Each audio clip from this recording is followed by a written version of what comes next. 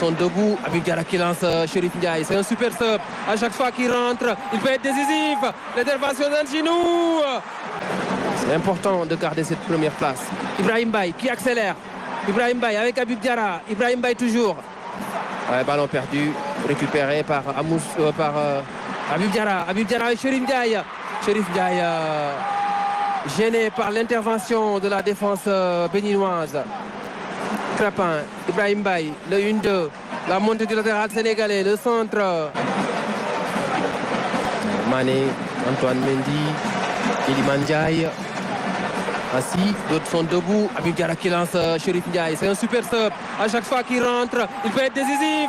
L'intervention d'Anginou qui s'impose dans ce duel face à Chérif Ndiaye, qui n'a pas trop ouvert le pied. Oh, mais Chérif Ndiaye, il n'a pas le droit de rater ça. Parce que son équipe joue à 10, c'est un but qui peut garantir définitivement la première place. Il vient de rentrer en plus, il doit être frais, il doit avoir plus de fraîcheur, de lucidité devant le but.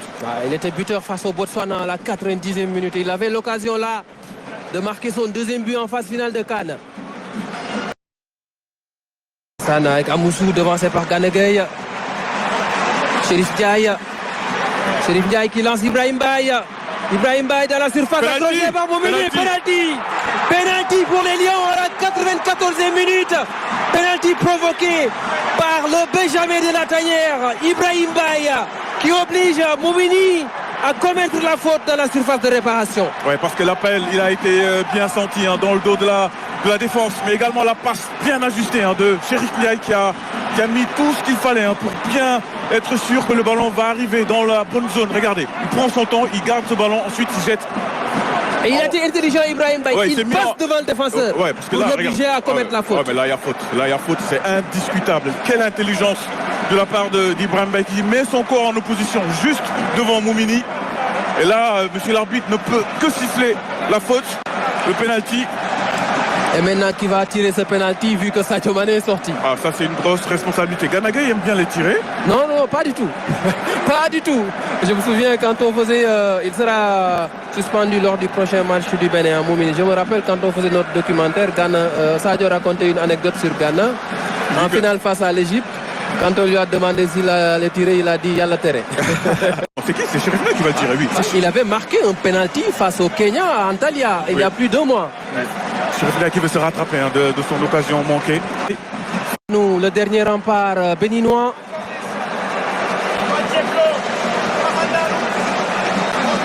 Toute la Médina et tout le Sénégal derrière Chérif Ndiaye. Chérif Ndiaye qui s'élance, qui tire et qui marque. Chérif Ndiaye pour tuer définitivement le suspense à Tanger. Il s'excuse. Le Sénégal mène 3-0. Il s'excuse de l'occasion vendangée tout à l'heure. Mais le plus important, c'est ce penalty transformé permettant au Sénégal de tuer définitivement le suspense, de prendre la première place et de rester ici à Tanger pour son 8e de finale.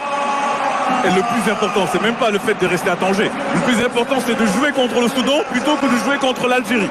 Ça, déjà, je pense que c'est encore plus rassurant. Mais en plus, on reste à Tanger dans le stade dans lequel on a joué les 3 premiers matchs de groupe. Et c'est le deuxième but de Chérif Ndiaye en phase finale de CAN, en sortie de banc. Effectivement.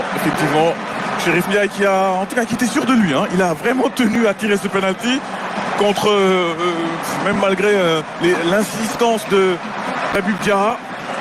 Et il a très bien tiré ce penalty, rien à dire. Et il tenait vraiment à se rattraper.